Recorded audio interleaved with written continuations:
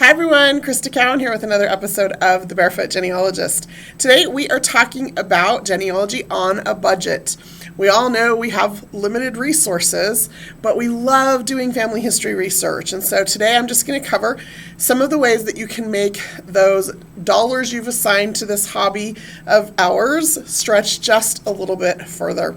So we'll talk specifically about some free resources available out on the internet. We'll talk about some strategies for helping to pay for some of the things you want to do. Then we'll talk about some of the records, the ways to access records a little bit less expensively, and some ways to get some additional genealogy education a little bit less expensively. Let's go ahead and dive in. Let's talk first just about some strategies for helping to pay for our hobby. Let's first talk about involving other family members. One of the things that I have learned is that most of my family members are interested in family history research, but a lot of them don't want to do anything about it. And so I use that guilt and I play on it a little bit. And I sometimes will share with them exactly how much money I'm pouring into my subscriptions to different websites and how much the DNA kits cost and how much it might cost to order a specific certificate or, as I'm ordering pension files or whatever. I'll share that with my parents, with my siblings, with aunts and uncles and cousins. And invariably, somebody says, well, you know what, I'd love to pitch in and help pay for some of that. And so I, encourage that. Invite family members. Tell them what you're doing. Share the family stories with them. They're going to be interested. Maybe not all of them. You will get some that still roll their eyes or wonder why you're doing what you're doing. But it's certainly worth an effort to just share some of that information. And then every once in a while, just let them know that this is not, that it's not free to do genealogy, that it requires work and effort and time as well as money to get access to the things we need to be able to put together the family story. So encourage them to help out. Another thing you can do is just ask, just flat out, just tell people, you know what, this year, instead of buying me the Visa gift card or the gift certificate to wherever because you didn't know what to get me, how about you pay for this year's subscription to Ancestry.com? Or how about you buy me a subscription to that website I was looking at, or buy a DNA kit or two for, these cousins I wanted to get tested, whatever. Just let people know that that's what you want as gifts instead of some of the other things they might choose for you. Another thing that I strongly encourage you to do if you haven't already is become very familiar with Cindy's list. One of the things that Cindy does, and I'll share her site here in just a minute, but one of the things that Cindy does very well is she clearly labels those things that are free versus those things that cost money. And so if we come over here, jump out here to Cindy's list. The URL is cindyslist.com, and that's CYNDIS list.com, cindyslist.com.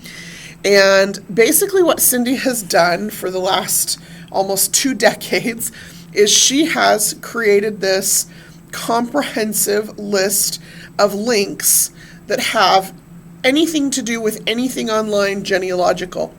And so this becomes this really great resource. So you don't do any genealogical research on Cindy's list, but she will point you where to go to do the research. There is a search feature on her site, or you can go to the category list. I frequently start there. The categories are, of course, alphabetical. So, for example, let's say I was interested in birth records. I can click on that. I'm specifically interested in birth records, maybe in the United States, and specifically in Georgia. That will take me to a list of links for where records can be found online. Now you'll notice here, sometimes, and she does have links to specific databases on Ancestry, there'll be a little $sign if it's a paid site or database. And there'll be a little free tag here if it's a free website or database. And so you can just quickly skim through and look for those things that say free on them. Sometimes she just is leading you to places online where you can go to get information about offline resources. So in this case, Ancestry has some Georgia birth records online. Those are going to be paid. Family Search has some free Georgia birth records online. Those are going to be free. And then, of course, the Georgia Department of Public Health's Vital Records Division is where you would go if you wanted to order an original certificate from the state directly, specifically if what you're finding online is only an index, or if you're not finding online what you need. Also links to libraries and all sorts of other places, again, where you can go to find the record you're looking for. Use this category. Just become really familiar with Cindy's list. Play around with it. See what you can discover. Again, she's got everything organized by category. Anything you could think of, possibly location-wise, methodology type, ethnicity, things about organizing your research, things about photographs and identifying people in photographs, where you can go to find free webcasts and podcasts for genealogy, information about, just anything you can possibly imagine. She's got links about it. And she's constantly updating these links and adding new links. And so, again, strongly encourage you to just become really, really familiar with Cindy's List. cindy'slist.com is completely free. And then of the things that she links to, if it is free, she's really good about making sure she puts a tag on there so that you know if you're getting into something that is a free site or a paid site. Next up, let's talk about some of the free online resources. These are some of my favorites. They're some that I use consistently in my research, and I love them. They're invaluable resources to me. First of all, some of you may not be aware that Ancestry.com actually has some free features. For example, building a tree online at Ancestry is completely free. You do not have to have a current subscription. So if you have a subscription and you need to take a break for some reason or let it lapse for a period of time, you can do that. You still have complete access to your tree. You can still add records to your tree. You can still add information, edit things. Anything you've uploaded to your tree, you still have complete access to. All of that is because the tree building feature on Ancestry is free.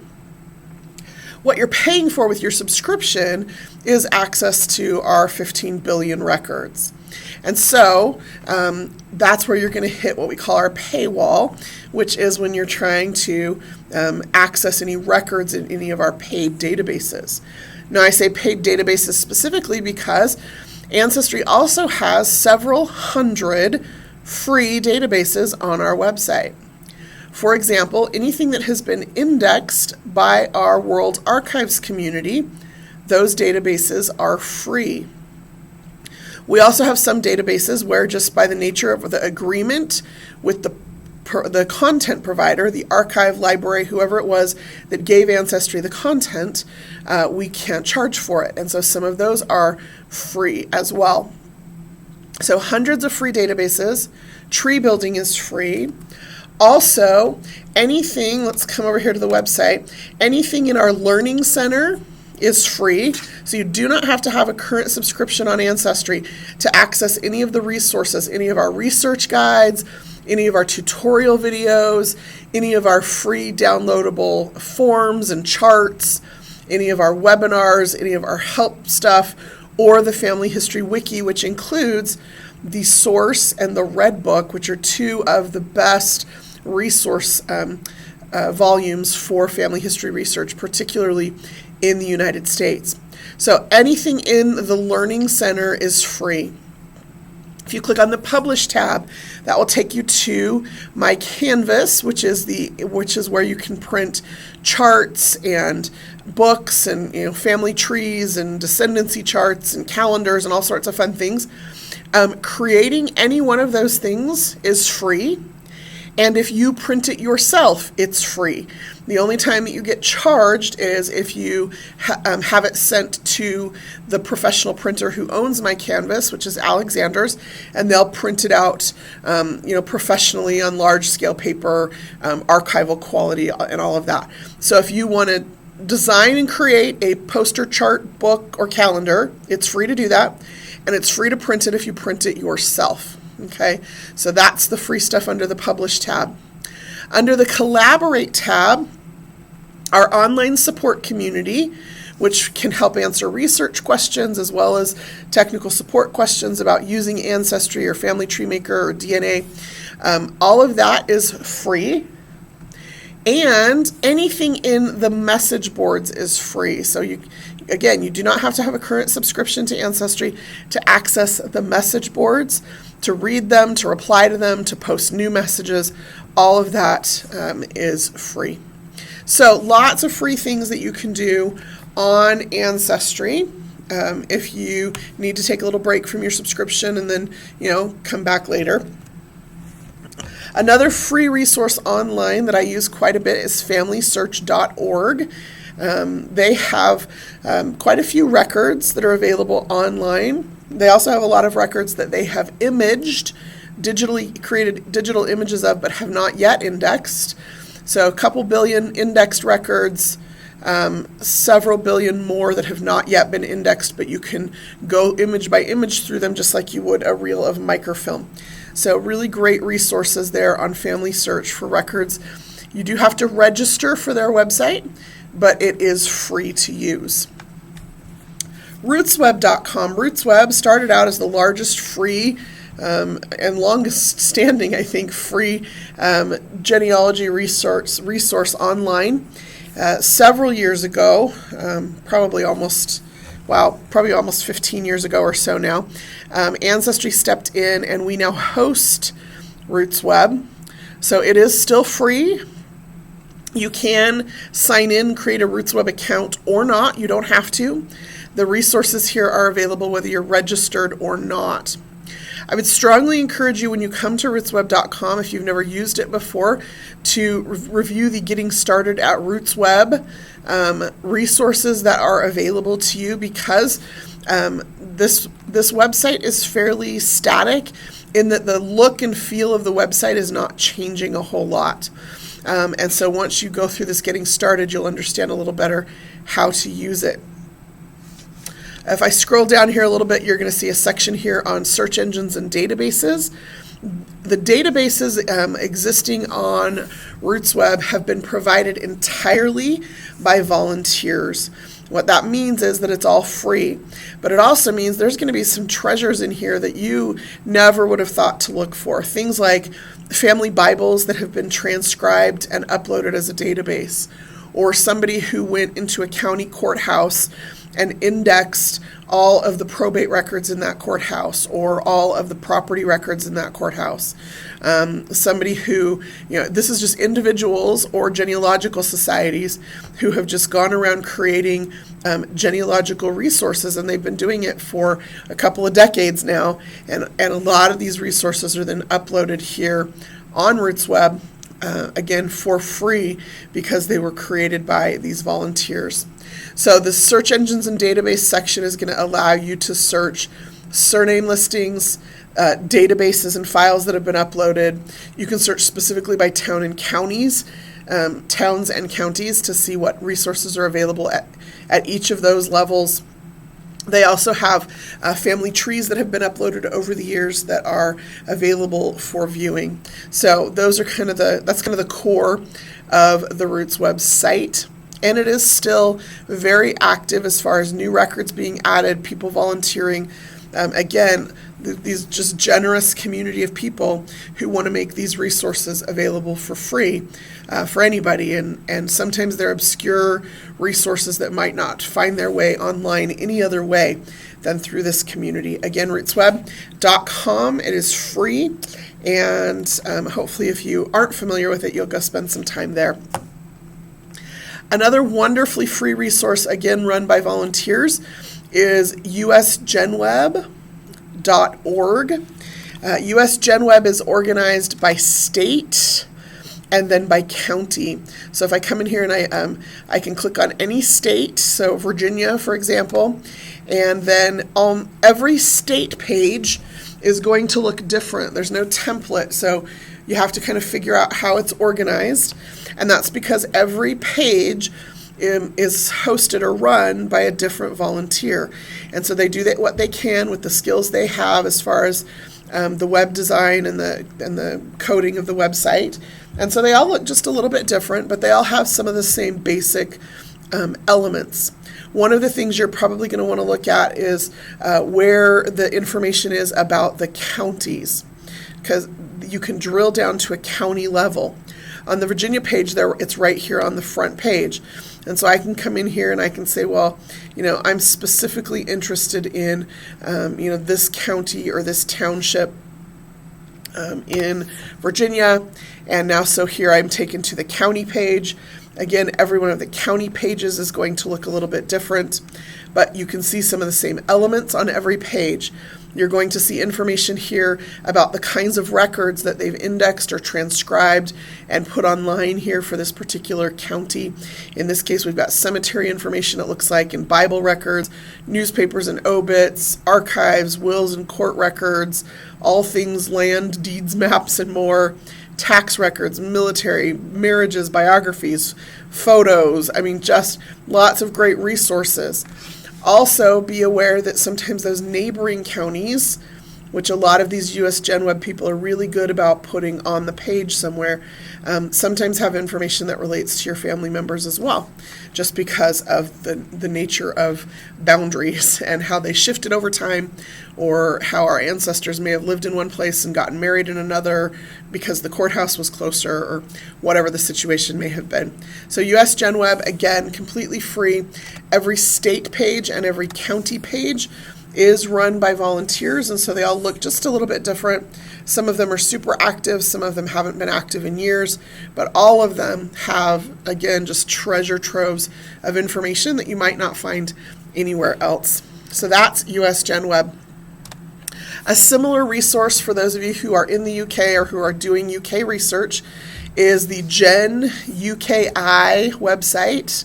So genuki.org.uk, and that is, again, volunteer run. You're going to click on the map. That's going to allow you then to choose which portion of the United Kingdom or Ireland you're interested in. So if I'm interested in England, I'm going to click on England. That's going to take me to a map of the counties where I can drill down. Say I'm interested in Cheshire. I can drill down here, and now I have a page, a Cheshire page. One of the things, these are a little bit more uniform in format from county to county, but a couple of things I just want to point out. One is almost all of the county pages have a list of towns and parishes within that county, and I usually start there just to make sure that the specific location that I'm interested in or looking at is really in the county. I don't live there. I'm not as familiar with the geography necessarily of some of these counties, and so that's a quick way to become familiar with the town and what some of the surrounding towns are.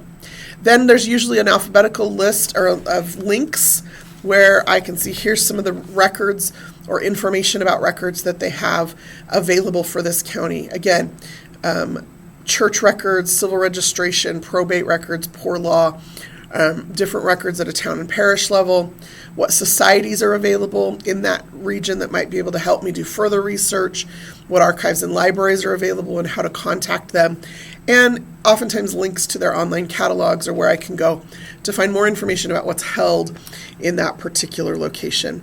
So that's the GenUKI website.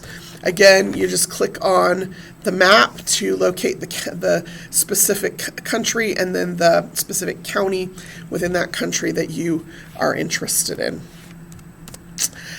Next up is Map of US. It looks like Map of Us, but it stands for United States. Mapofus.org.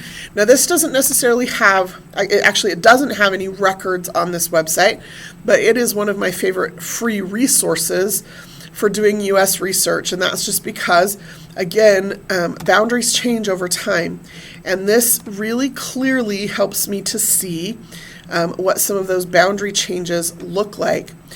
So you come down here to the map and you can see in 1617, these are the 4 original incorporations of what we now know as Virginia. And there's some editorial information here, but then we just start going year by year or change by change through the years. First, they were incorporated areas, then they became shires, then they became counties. We end up with boundaries being set with some of the other colonies being created, some very specific cities being created in Virginia. Not all cities belong to a county. Some of them are independent, so we see some of those start to form. And, you can just quickly go through these until you get to a time period when your ancestors may have lived there, so that you can see what it was at the time they lived there. And if you know how to pinpoint them on that map, you can usually pretty clearly delineate that. I love these because it just really clearly shows some of the westward migration and some of the population growth in some of these areas. As you see, some of these larger counties being split up into multiple counties, giant counties being created in the west that then start to undergo their own separation into smaller counties, and in some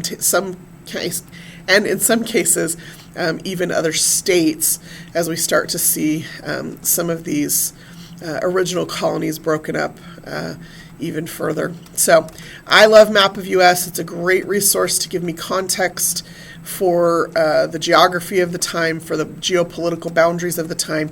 And we all know that that's important because that has to do with where the records are. Okay, last free resource that I want to share with you today, and then we'll just wrap up with a couple of educational things, is genealogybooklinks.com. It's genealogybooklinks.com. So there are several organizations around the world who have spent years digitizing books. Google Books, Cornell University, Brigham Young University, Family Search, Stanford, Harvard, lots of organizations that have, Allen County Public Library, lots and lots of organizations who have just spent a lot of time and resources digitizing books that are important for family history. Now, some of those are biographies, some of those are family histories, like published volumes of genealogy that people have published and donated to various libraries. Some of them are what we call town and local histories, where a specific county or township or region of a state has written a history of their location from the time the first settlers came there, included major events along the way, who served as the justices of the peace, who started the first school, what life was like at the time and place that, again, some of your ancestors may have been there. So even if your ancestors aren't listed in some of these books, it can give you some context for their lives. In most of those books, most of those town and local histories, there are also huge sections of biographies of prominent people in the community. And sometimes those prominent people are the original pioneers of the community. Sometimes those prominent people are, at the time that the book was published, who is prominent in this community. And sometimes those articles will have 2 and 3 generations of their family listed. I've shared this before, but in one of these books is the only place I've ever found recorded the specific county in Ireland where my family came from.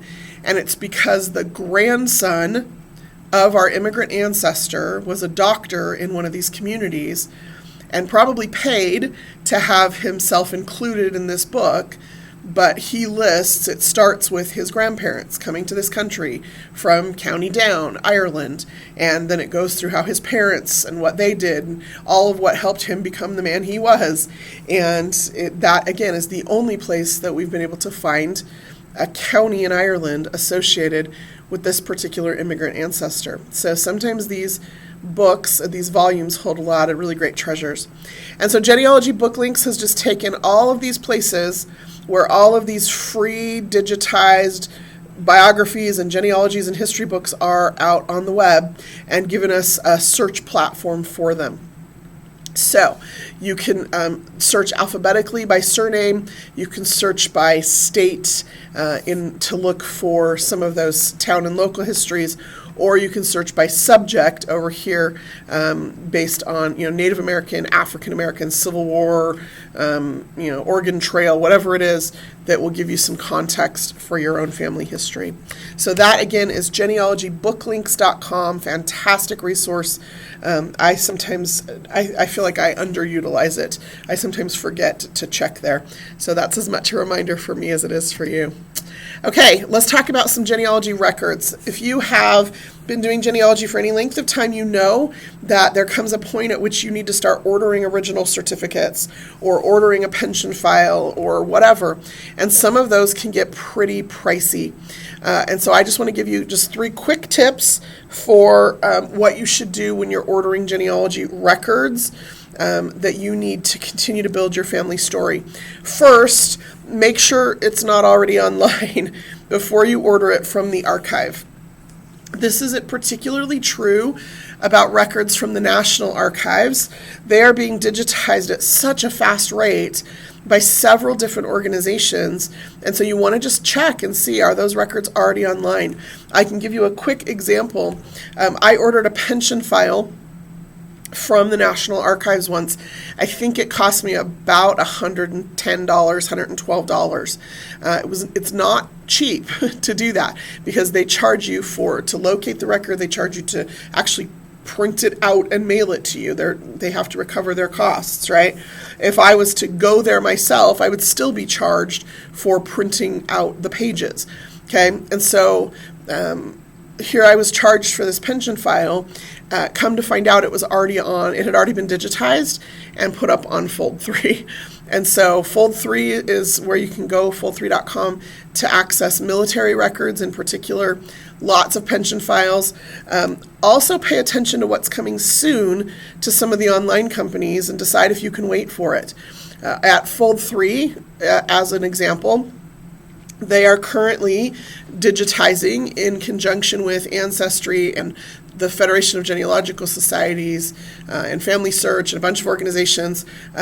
They are digitizing the War of 1812 pension files. These are files that were never microfilmed, so whenever anybody wanted to use them at the National Archives, they were using the original files, and they were getting a lot of wear and tear. And so an organization was put together, and people have been asked to donate. And so not only are those records being digitized based on donation dollars, but then because they are being digitized based on donation dollars, those records are free. So again, you do not have to have a subscription to Fold 3. You can just go online, access those War of 1812 pension files. Here's the thing, though. I think they're only up to like the letter H or I. They're doing them alphabetically. Again, it's being done by donation, so as the dollars roll in, and that's as far as they've gotten. So if if my last name starts with a W and that's where I'm looking for a pension file, I have to make a decision about whether I can wait for them to be finished with that or whether I want to order it directly from the National Archives. Lots of situations like that. I know, for example, Ancestry sends out an annual letter from our CEO, and very often he will list what major record sets are coming in the next year. One of the big announcements that we made a little bit over a year ago at the Roots Tech conference was that Ancestry is currently, in partnership with Family Search, digitizing all of the probate records that Family Search has filmed over the last 60 years from county courthouses around the United States. We're indexing those, and they will start coming online this year. It is a multi-year project. And so again, knowing that that's coming, I have to decide, can I wait for it? Or do I want to undergo the expense of traveling to the county in Arkansas where my family's from and going to the courthouse and looking it up? Or do I want to go to the expense of ordering the microfilm of those records from Family Search, having it delivered to my local family history center? So again, you decide where you want to spend your dollars or what the best way is to do that. But paying attention to what's coming soon to some of those online companies can help you. Last little tip about records in particular, and this is a mistake that I see a lot of people make. A lot of state vital records offices offer what's called a certified copy of the certificates that they sell. You do not need a certified copy for the sake of doing family history. You do not need a certified copy if you are looking to use that to join a lineage society of any sort. The only time you need a certified copy is if you are dealing with some kind of a legal situation. And so unless you're trying to probate a will, or unless you're trying to get a passport or whatever, if you're just ordering birth, marriage, or death certificates for your deceased ancestors or relatives, you do not need a certified copy. And those certified copies, like a normal, every state sets its own prices, and some of them are exorbitant and some of them are not very expensive. But just as an example, I think it's in the state of California, if you just order a regular certificate for genealogical purposes, I think it's like $12 each. But if you want a certified copy, it's like $27. So it's more than double the cost. So again, you can keep your costs low if you recognize that you do not need a certified copy of that certificate. Okay, last thing, and we're out of time, but I just want to make sure I highlight this. There is a lot of genealogy education available for those of you on a budget as well. Those of you who join me every month for our What's New at Ancestry episode of the show know that I talk about genealogy conferences a lot, and it's because they're such a great experience. But I also recognize that not everybody can afford to travel to another city with the airfare and the hotel and the meals out, plus the cost of the conference, plus any of the stuff you want to buy while you're at the conference. Like it can become quite spendy. And so I just want to point out that besides the free webinars, shows like mine that are uploaded to YouTube, there are genealogical societies. For example, the Utah Genealogical Association actually has a virtual chapter. And you can sign up for their monthly virtual chapter meeting, and it's free. Now, if you want to access the replay of that, you do have to be a member of their society. But the initial event is free. And so you can go to their website and sign up for that.